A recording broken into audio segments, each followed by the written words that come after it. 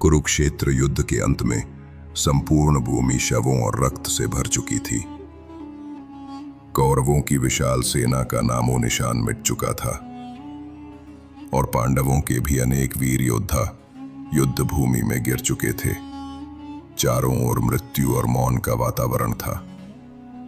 इस विनाश के मध्य केवल एक ही कौरव जीवित बचा था, दुर्योधन। अपनी सेना के पूर्ण नाश और अपने स्वप्नों के पतन को देखकर दुर्योधन भय और निराशा से भर उठा। अपने प्राणों की रक्षा के लिए उसने युद्ध भूमि से दूर जाकर शरण लेने का निश्चय किया। वो बहुत दूर तक चलता गया, जब तक कि उसे एक शांत, निर्मल और गहरी द्वैपायन झील नहीं मिली।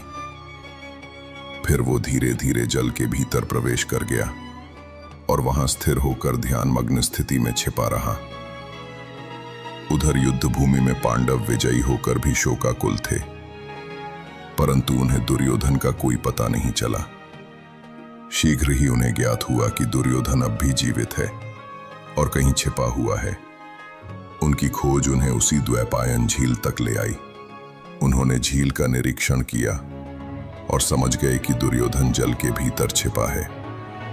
जब द्रौपदी का अपमान हस्तिनापुर की सभा में हुआ था, तब भीम ने प्रतिज्ञा ली थी कि वो एक दिन दुर्योधन की जंघा तोड़ेगा। भीम ने दुर्योधन को पुकारा और कौरवों का अंतिम योद्धा आगे बढ़ा। दुर्योधन का कौशल और वेग अद्भुत था। वो हर वार का उत्तर देता, अपनी शक्ति से भीम को रोकता रहा। कुछ समय के लिए लगा कि दुर्योधन विजयी होगा। दूर खड़े श्री कृष्ण मौन थे। उनकी दृष्टि गंभीर थी।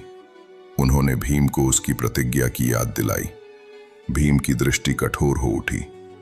उसने गदा को दृढ़ता से थामा और दुर्योधन की जंघा पर प्रहार किया। दुर्योधन की आत्मा नरक में चली गई।